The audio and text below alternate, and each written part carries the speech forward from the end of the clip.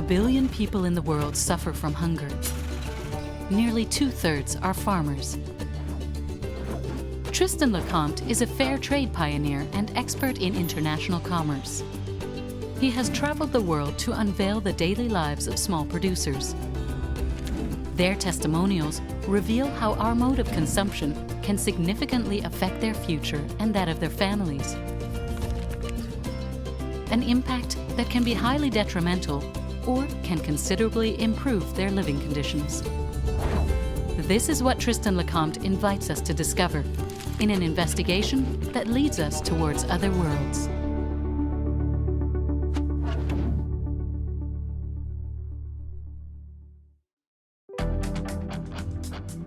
Coffee is mainly produced in the southern hemisphere and consumed in the north. It's what is typically called an export cash crop. Global exchanges are about $15 billion per year on average, making it the second largest market in the world after oil. Ethiopia is the 5th largest producer in the world and Africa's largest. Coffee represents 45% of all exports. Ethiopia is part of the LDCs, or Least Developed Countries, according to the United Nations ranking system. The average salary is about $30 per month. This poverty has many different causes. The first is historical, with the Derg dictatorship that began in 1974. This Marxist-inspired military junta chose to wage war rather than develop the country. Every year, more than half of the state budget was spent in financing territorial disputes with Tigray or Eritrea. Companies and land were nationalized, and the government imposed compulsory collectivization of work in the countryside. The Derg was overthrown in 1991, leaving the country in dire economic straits. Companies and land were nationalized, and the government imposed compulsory collectivization of work in the countryside. Added to that was Ethiopia's long-standing handicap, the climate. There is a sharp contrast between different regions. In the center of the country, called the highlands, the climate is temperate. Everywhere else, it's hot and dry, almost desert-like. Since 80% of the population depends on agriculture, a serious drought always has disastrous effects. People still remember the famines of 1983 and 1984. Over 300,000 people died. The entire world was shocked by the situation. The country had to ask for international aid to feed its people. This aid has been ongoing for 30 years, and today still helps 2 million Ethiopians.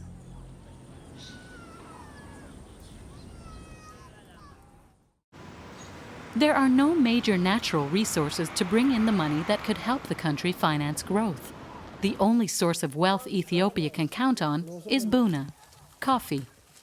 Coffee spearheads Ethiopia's economy. 95% of the coffee crop relies on farmers with less than 3 acres of land. In spite of its handicaps, the country has seen unprecedented economic growth since 2004, making it one of Africa's most dynamic countries. In 1999, 50% of the rural population were living in poverty. Today, that figure has fallen to 30%. Perhaps Ethiopia has found a strategy to fight poverty. Maybe there is a link between this economic resurgence and small coffee producers. That is what Tristan Lecomte invites us to discover in his investigation of the Ethiopian coffee industry.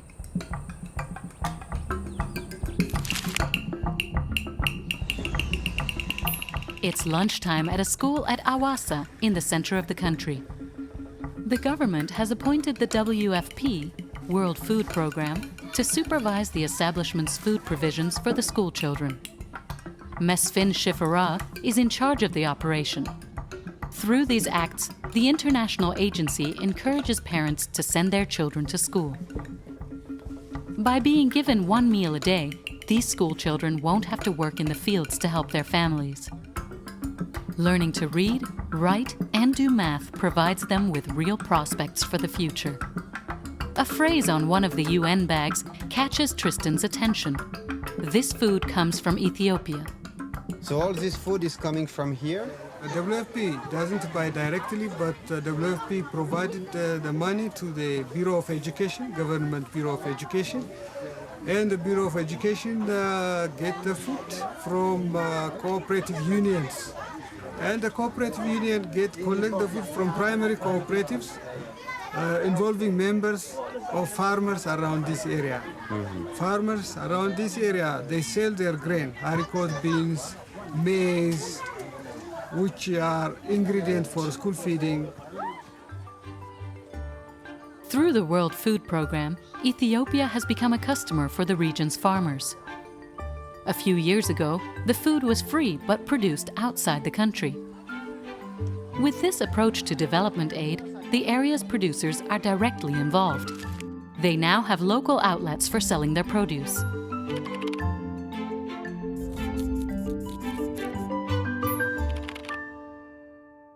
Giving more autonomy to small producers is a first step towards developing the country, though most growth is based on the area's prime crop, coffee. But will the coffee crop compete with food crops? To find out, Tristan goes to the World Food Programme's Eastern Africa headquarters in Addis Ababa. L'Éthiopie, pendant les 10 dernières années, a fait d'énormes progrès. Ethiopia has made great progress over the last 10 years. I think it's a country that has progressed the most in the world. We're talking about sustainable double-digit growth over the last 10 years. Today, we're discussing massive investments in infrastructures. If you walk through Addis Ababa, everything is changing. That's because Ethiopians have taken their destiny in hand, saying we don't want to ever have to live through what happened in 72, 73, 84, and 85 again, when thousands of people died of hunger. What's important is that they have implemented programs that everyone calls resilience. It means we know today that we can't avoid droughts in Ethiopia. That's just nature. But what can we do to soften the blow caused by droughts? To attack the problems of food insecurity, we have to invest. We can't wait until problems arise. This country's population numbers 90 million people. If the population is affected, there will be enormous consequences.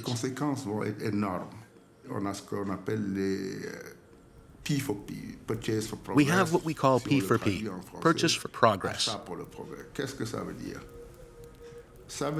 Now, what does that mean? It means we try to help small producers,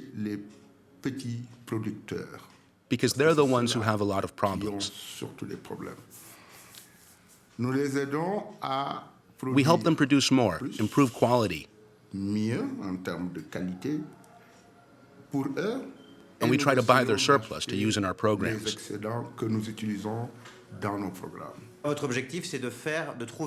Your goal is to find local solutions by Ethiopians for Ethiopians?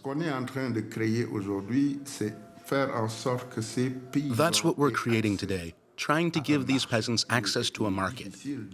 It's difficult to work individually with these small peasants.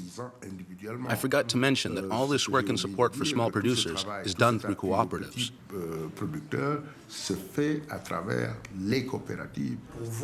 For you, Ethiopia is a development model for the region, and perhaps for Africa? In some countries, they don't have this vision yet. We don't know when these countries will emerge. But if things continue like they are now, I think in a few years, you won't hear about the WFP in Ethiopia. The Ethiopian government, helped by international organizations, has chosen a development route that will free them from humanitarian aid. Rather than talking about donations, people talk about accompanying. Still, in order to modernize, Ethiopia needs foreign currency. To get it, the country relies on one of its main natural riches, coffee. Ethiopia is known for its coffee, mainly for export. Does encouraging coffee development pose a threat to the country's food security? Is coffee a risk or an opportunity? It's definitely an opportunity. Because let's say coffee is a cash crop. It allows peasants to have money. In areas where the conditions are right, coffee is indeed a saleable product and sells very well. But that doesn't mean we're not growing food-producing crops. And if we could boost coffee production, I'd say yes. There's enough land so the crops don't compete. And they don't have the same growing season. They really complement each other. Les mêmes saisonnalités. On peut faire les deux, donc c'est vraiment une complémentarité. In Ethiopia, coffee is part of the traditional culture. It has always been consumed here, unlike in other coffee-producing countries. Sugar, and what is this plant? This is Etenadam.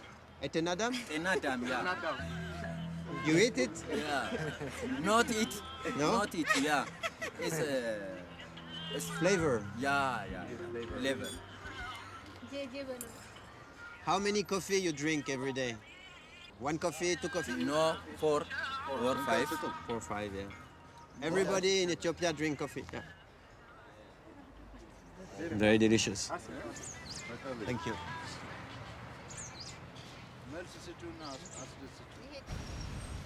The nation consumes half of what it produces. Coffee can be found in every small market in the capital, and for many farmers, it provides indispensable additional income.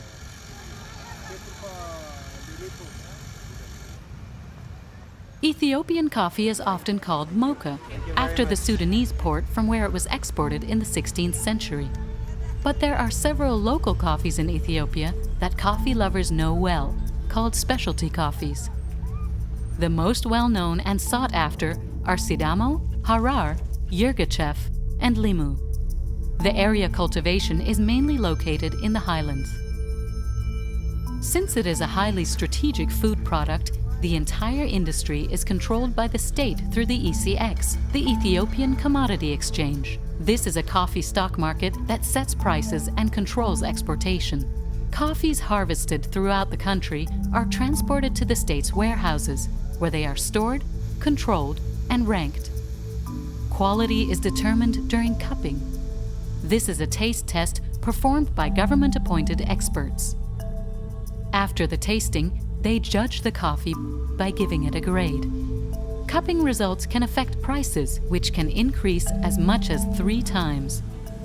To be introduced to this subtle art, our reporter met with Heliana Georgalis. She owns a coffee house in Addis Ababa.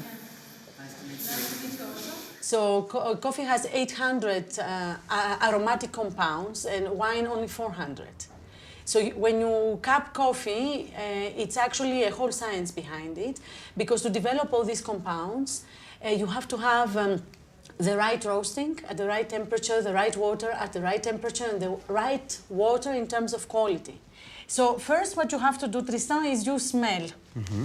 And you heat a bit the cup, and you smell. Mm. And when you smell, already if the cup is defect, you can identify it from a dirty, moldy, or earthy smell. Mm-hmm. So why you have to smell all the cups? Because one bean can destroy the whole cup. Mm-hmm. And you smell the coffee in what they call the wet form. So this is the wet coffee. Mm-hmm. You smell the coffee in dry, now you smell the coffee in wet. So you break and you smell. It's a bit hot, so you have to cup normally coffee in 3 steps: hot, average, and cold. Mm-hmm. And if the coffee keeps the same consistency as it gets colder, it means the coffee is very good. Mm-hmm. So what you do is you slurp the coffee like you slurp wine. Uh-huh. Yeah? Okay, yes, for a beginner. Is it okay? You don't swallow, you spit. I swallowed already. Okay.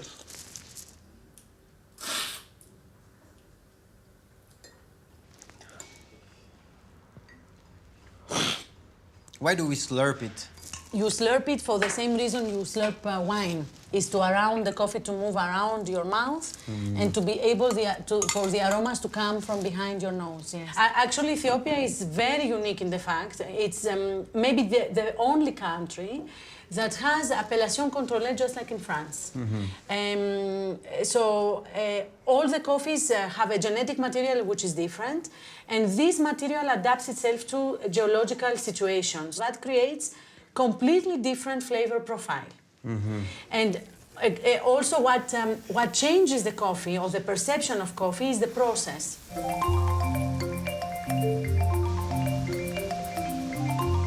Once the tests have been completed, the coffees that do not fit export criteria are returned to the local market.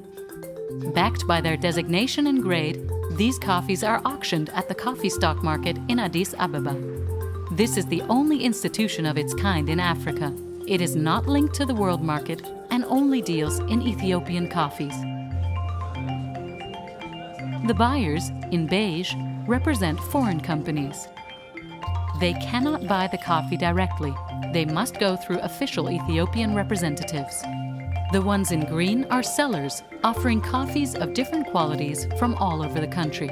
Some varieties show little activity, but bargaining is fierce for others and the prices soar, as with this Grade 1 Yirgachev coffee. In 2012, more than 230,000 tons of coffee were traded in these rooms. All of it was harvested by hand by hundreds of thousands of coffee farmers. It's time to meet them. Tristan wants to find out how they manage to meet this trade's very specific requirements.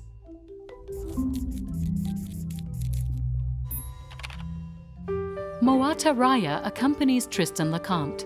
He works for TechnoServe, an NGO that specializes in development aid. He gives advice to the cooperatives so they can adapt to the complex rules governing the coffee trade. We are en route for the Machidi market in the Kaffa region, cradle of the coffee tree.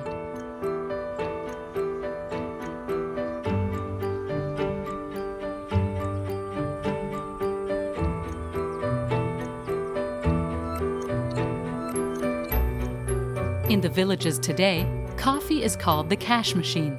Harvesting just a few trees can bring in a little cash. The coffee is laid out for drying directly in the sun by the side of the road, here called natural sun dry. It's the most common method used in Ethiopia. It's very difficult to control the quality because the seed is still in its skin. She has very little. She has only 10 plant of coffee. This is all her production. Just it is less than 100 kilograms. 100 kilograms that she sells at 8 birr, so her revenue is around 800 birr for coffee. Yeah, would she like to enter in a cooperative or she doesn't like to enter in a cooperative? Yeah. This, I think it is better for the farmers. This woman has found other work.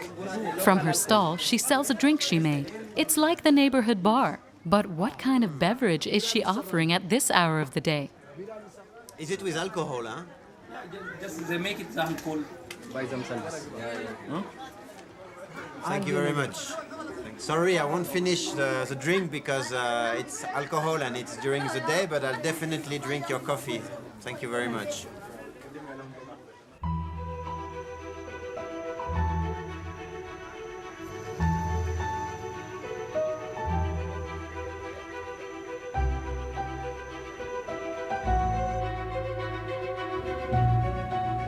All along the road, you can see small farms that bring together just a few families. Many farmers live far from the main traffic routes, far from the villages, like Tesfaye.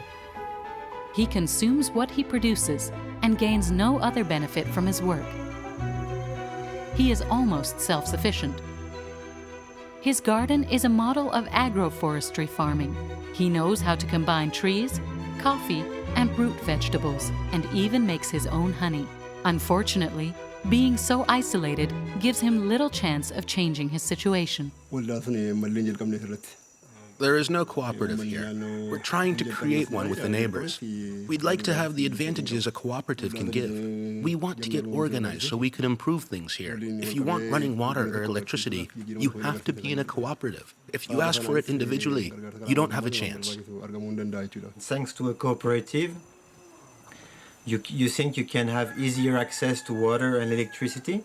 Actually, I don't know anything about cooperatives, but I've heard people talk about them on the radio. I heard the members really benefit from it, and I believe in that. What is your dream for all your sons? You have 5 sons, so what is your dream for all of them? I want them to stay in school a long time and have a better life than mine. I'd like them to be doctors. And you found 5 doctors? Yes, of course. But who will take care of your coffee farm? My wife is expecting another. Isolated farmers cannot get by if they don't form cooperatives. The problem is that the Derg era and forced collectivism have left their mark on the population's collective consciousness. They were forced to work together to meet the goals of a government they didn't necessarily agree with.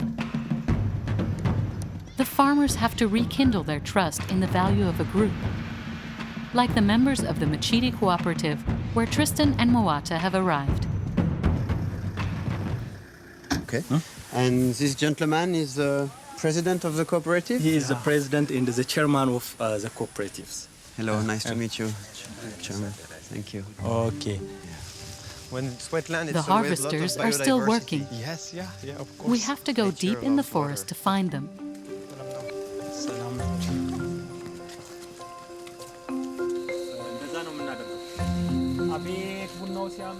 The coffee tree needs shade to flourish. This forest cover will allow the fruit, called a cherry, to develop its unique flavors. The harvest is often a family activity. It lasts around 2 months. You can't just pick any cherry in any old way. It needs to be harvested at the right time.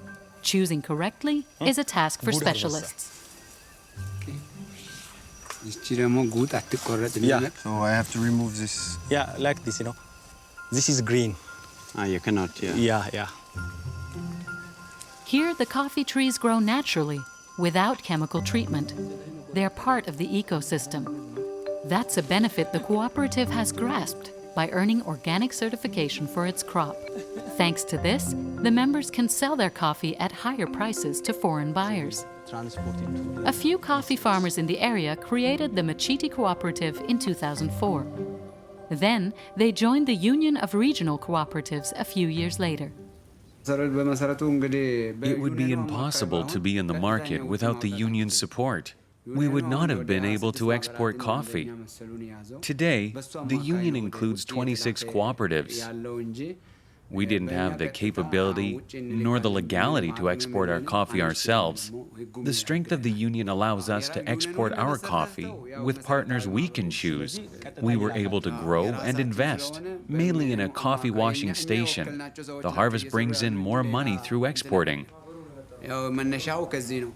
Even for the country, also better. We will get a foreign exchange. Country-wise, nation-wise, we like to export coffee to... Because you get dollars and euros, and so it's good for the country. Because for the country, the car which we purchase, we use that one. For the medicine which we import from outside needs dollar. A lot of things we import to our countries. At the end of the day, the harvesters bring the day's yield to the cooperative. The cherries will spend 1 night fermenting in the vat. We can eat it as well. Yeah, the red cherry. It's sweet. Yeah. Sweet.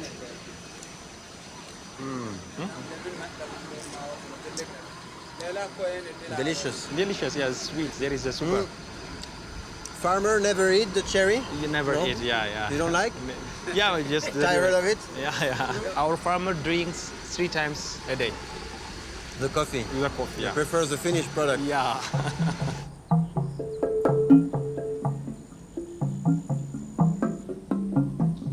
A controller carefully checks the quality of the fruits that come from all the members' plantings.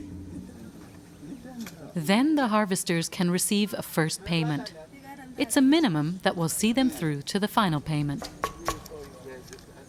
That will be provided when the coffee has been sold to buyers in a few weeks. It will include the added value provided by organic certification. First, the fruits go through the pulper. It's a machine that peels the skin off the cherry, so only the seeds are left. This mechanized process allows the producers to offer what's called washed coffee, a category that foreign buyers appreciate because all the flavors are maintained right to the drinker's cup. 100 kilos of cherries will yield 20 kilos of coffee beans. The next step involves a lot of hard work. The women pick through each seed, putting the damaged ones aside for the local market. Only the best are kept for export. Why is it only women? ለምንድን ነው ሴቶች ብቻ የሆኑት እዚህ ስራ ላይ? Men's hands aren't fast enough for this task. The same goes for harvesting. Women are more efficient for this kind of work, but we want tasks to be truly shared. We hope women will participate more. The work is shared equally, and payment the same for everyone. Here also a lot of care taken to the coffee. Only these things are opened when there is moderate sunlight intensity. Otherwise, they will cover it. And so after the drying, when it's dry, after a few days or something like that? After the best or the ideal temperature, moisture content is 11.5. 11.5. That's very precise, huh? Precise, yeah. Finally, Kaffa coffee is taste tested. In Ethiopia, it's called the coffee ceremony. It can last 1 hour and follows a very precise ritual. The coffee is washed several times. Then it's roasted over wood fires. People take the time to talk among the smell of slowly roasting coffee. We see coffee as our country's true wealth. It's our pride. It's what allows us to have foreign currency. We are proud of our forests. They give us organic wild coffee that we can offer to the international market.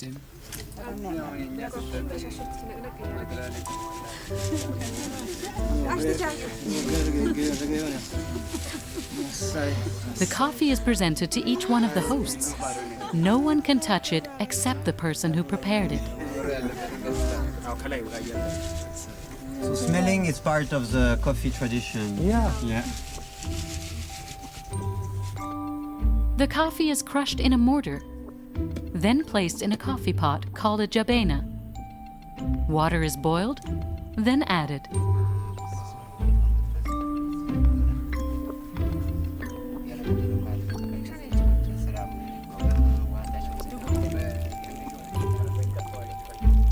So now I can touch the coffee. Yeah. Thank you very much. Masanagilo. Ikabalalo? Ikabalalo is in Kafa language? No. In Amharic. In Amharic, okay. Ikabanalo, it means you're welcome. Okay. Sowa onanansa? Yeah. Sowa onanansa.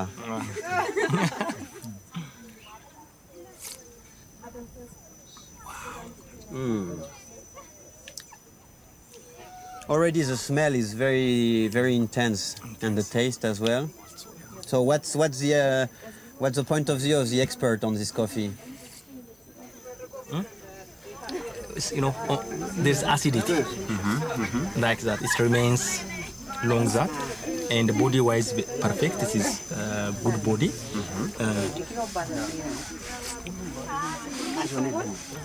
It's also juicy. It is not rough. I don't know how to describe coffee like you do. I grew up with it, and I can only say I like coffee made this way. The problem is that the exported coffee has to meet northern consumers' tastes. So coffee farmers have to learn to appreciate the taste of their own produce if they want to control the flavors. That's the goal of this cupping school taught by Fantanesh, who, like Moata, works for TechnoServe. 3 cups are on the table. You have to smell them.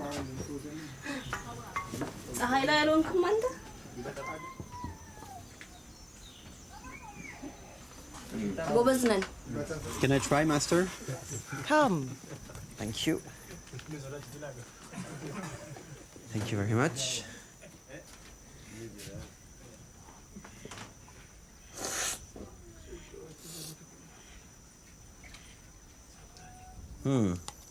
I don't know. I would say maybe this one or this one. I don't know.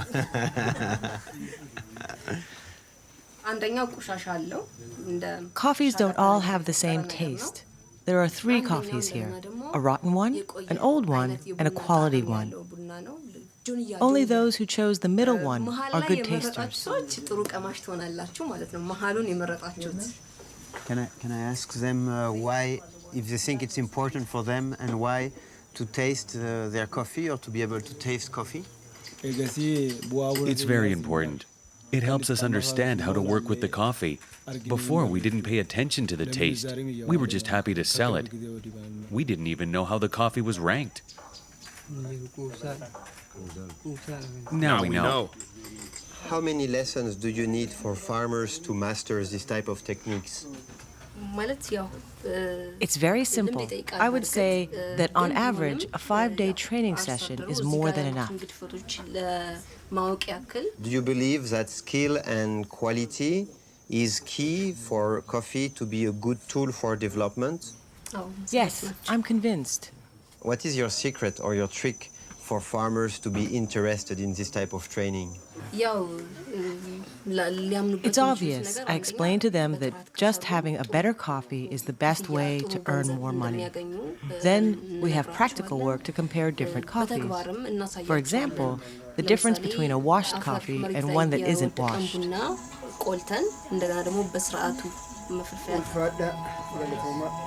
you very much. By increasing the amount of training, TechnoServe supports the cooperative's growth. The NGO nourishes the farmers' thirst for knowledge.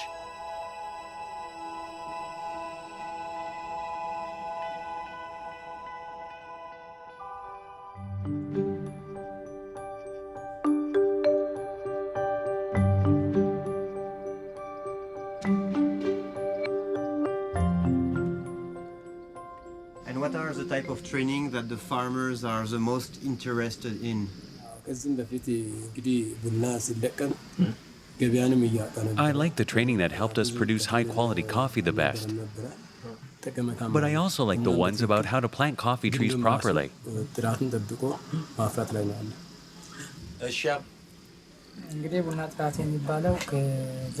It's important to remember, this training doesn't just improve coffee quality. It also helps us better understand how a cooperative works. This is Mother Earth's coffee, so we have to offer the best coffee.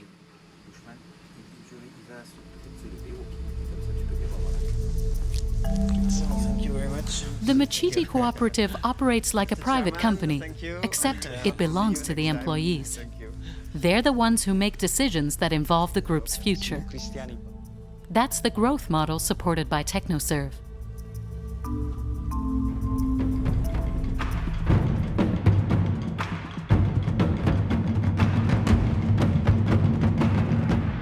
The NGO's headquarters is in Addis Ababa. In the offices, you can read this surprising motto: Business Solutions to Poverty. It's provocative, but completely supported. Why do you help the world to continue with the same business principles, whereas the issues come from the issues of the business world? You know what I mean? That's a good question. That's a debate that I have within myself all the time, and also with like colleagues, friends, family. I think the key thing is playing fair. It's not the business itself that's unfair. It's not the act of doing business that's unfair, but it's actually not enough governance. Or I think with countries like Ethiopia we really have to be really smart and take advantage of that and protect our interest.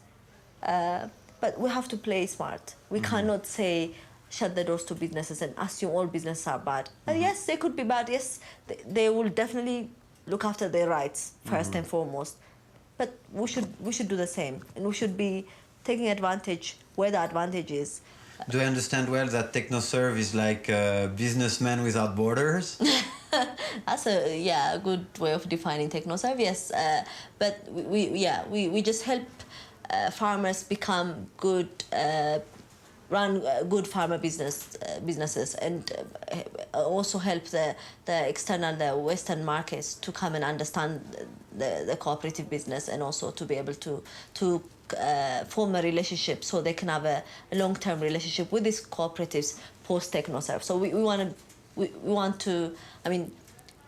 just want to help a cooperative for 3 years maximum, of sometimes 4 years, depending on the situation. But we want to, step out in the market, and the cooperatives take over that relationship, that activity that TechnoServe does.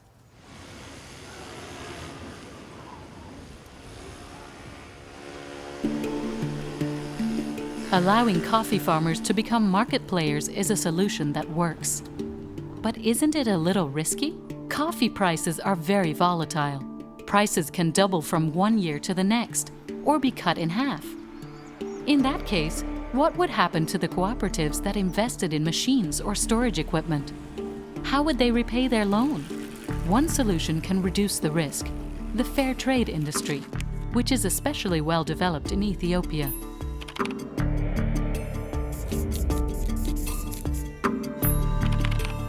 To earn the right to put this label on his brand, the foreign buyer has to pay more for his coffee at the cooperative. On the other side, the coffee farmers agree to follow fair trade standards. This is a collection of ethical, social, and environmental rules. Inspectors regularly check to make sure the rules are being applied. Tristan meets with Mohammed Abdallah, one of these inspectors.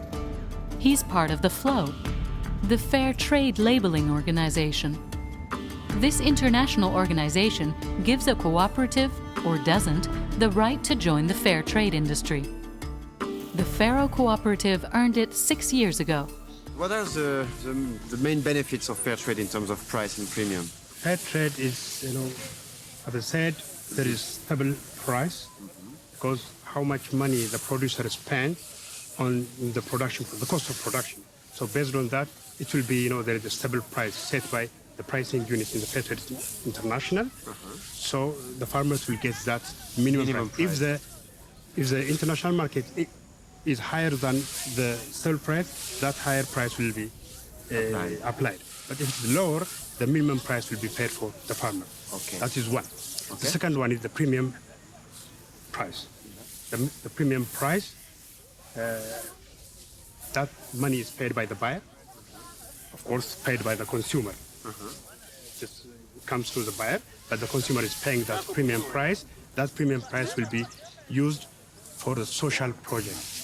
Such as electricity, water, tap water, school.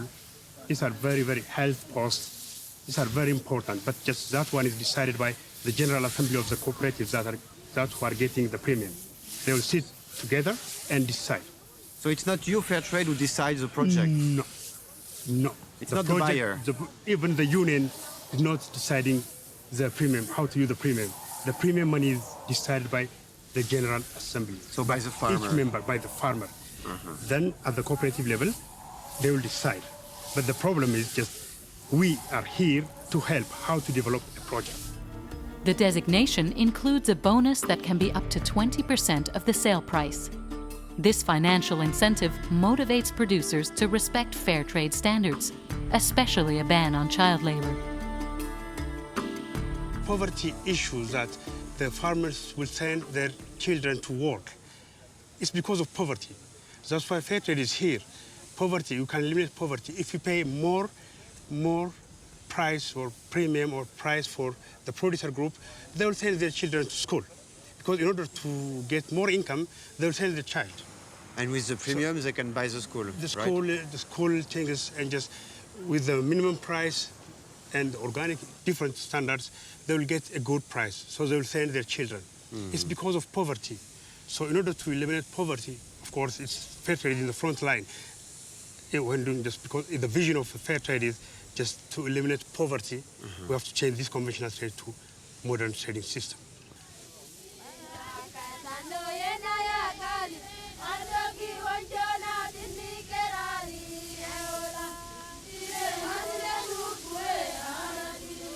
The fair trade economic model shows exceptional growth in Ethiopia, so much so that the government gave certified cooperatives the right to choose their sales network. They can either go through the Addis Ababa stock market or sell their produce directly to foreign buyers. This autonomy allows them to reduce the number of middlemen in the sales process and thus increase revenue for the farmers. Coffee farmers owe this exemption in part to Oromia Union, the successful alliance of fair trade cooperatives that brings together 210,000 families, or nearly 1.5 million people, throughout the country. This organization consists of cooperatives with 10 to 500 members. Each cooperative is autonomous, but the organization concentrates all the harvests to gain more negotiating leverage with foreign buyers. For 12 years, hundreds of projects have been created thanks to the fair trade bonus. Roads, dispensaries, potable water stations, and over 40 schools, 100% financed by the farmers.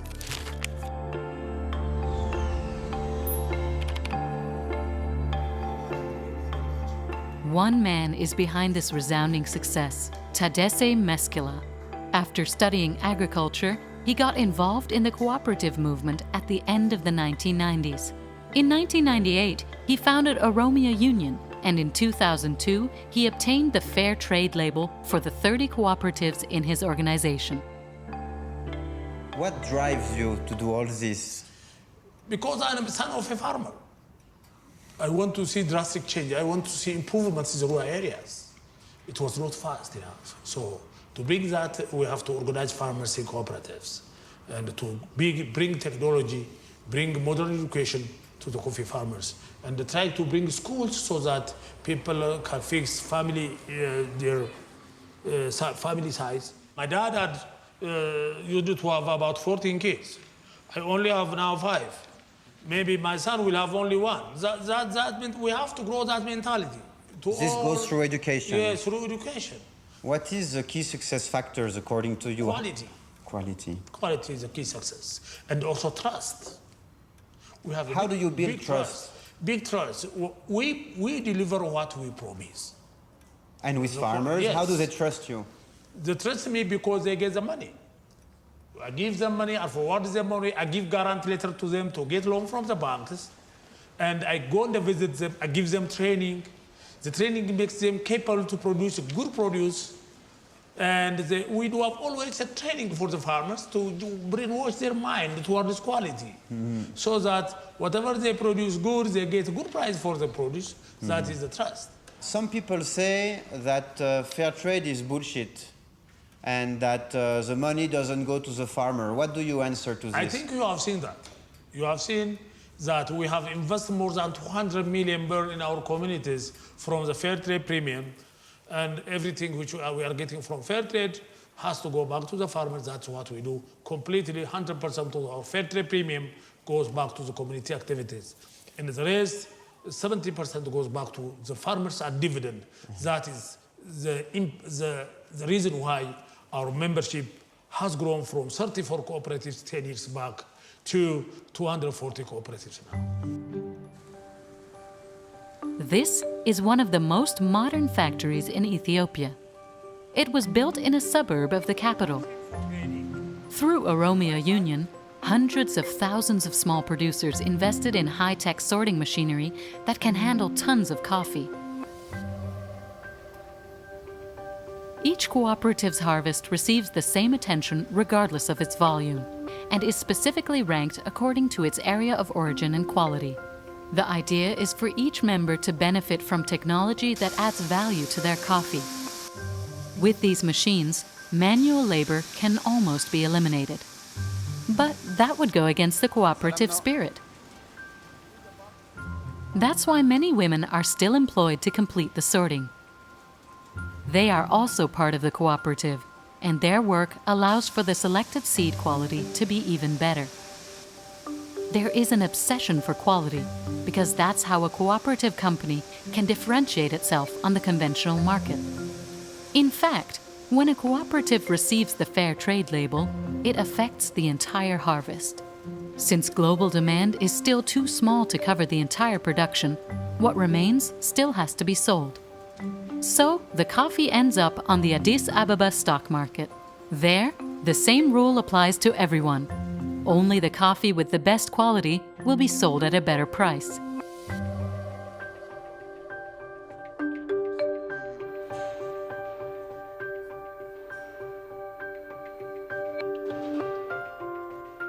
Because of the quality of the coffee we are producing, we demand higher price. So you can escape from pressure because you have higher quality and certified coffee, is that right? Of course. So you don't fear the conventional buyers? Never, never. Now, this year, we were the second exporter in the country. Listening to you, we feel that Oromia is really a model of development thanks to coffee. Do you think you could apply it to other products and as well to many other countries in Africa? We did. We first started with grain producing cooperatives here at a distance of 50 kilometers from my birthplace. So we do have, in Oromia region, we do have more than 120 cooperative unions, like Oromia, and also one federation, which is comprising all the grain marketing cooperative unions. And in Amara region also, we do have many cooperatives and also unions. Altogether in the country, we do have more than 200 unions now, which are working to empower the farmers, to link them to market, to export their produce. So this is a good understanding and a good model for the farmers to get convinced to see the power of organization, the power of becoming a member of a cooperative. Selling through fair trade, selling at organic has made our life very, very good. And also our commitment in producing the good coffee, good quality coffee, and our commitment in delivering has made us successful.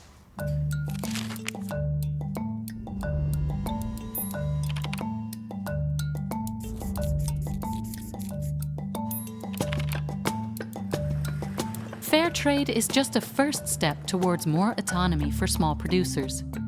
It is not charity provided by northern consumers to poor producers in the southern hemisphere.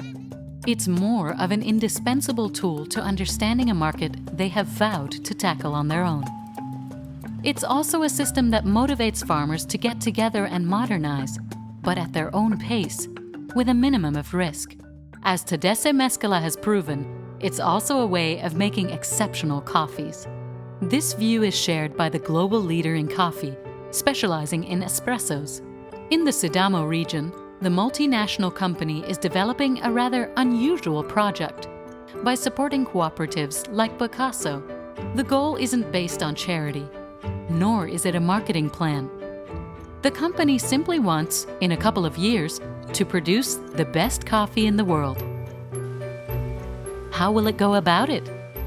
By paying the most for the coffee, well above the market rate, by distributing bonuses for the collectives, and preserving the natural environment around the plantations and the cooperatives. In short, by rigorously applying the rules of fair trade and organic farming, but not to earn a label. This overall vision encompasses every factor involved in the production: economical, social, and environmental. The Bokaso cooperative has grown considerably these last few years, mainly to increase supply volume for its main customer. This change of scale caused unexpected pollution. The juice of pulped coffee is toxic, and the cooperative discharges a lot of it. To avoid polluting the village's main source of water, the coffee growers have set up retention ponds to hold the soiled water. Over time, the toxic elements will be neutralized without contaminating the river below. Ensuring coffee quality means increasing small producer involvement.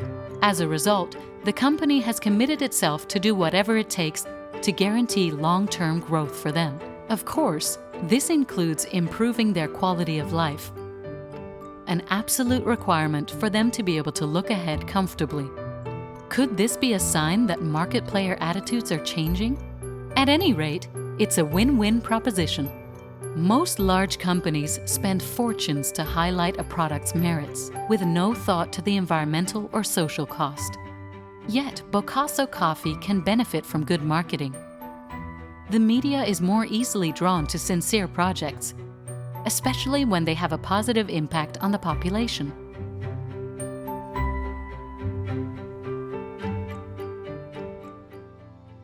Because it is profitable and perennial, Tristan hopes that this commercial strategy, based on respect for local communities, will be emulated around the world. But no matter what, it is already well established in the way Ethiopians think. The government and international organizations believe that it is better to promote local communities' potential and advise them, rather than acting in their name. It's a long-term viewpoint that seeks to engage the farming community's responsibility without making them dependent on outside help. This policy seems perfectly suited to the coffee farmers.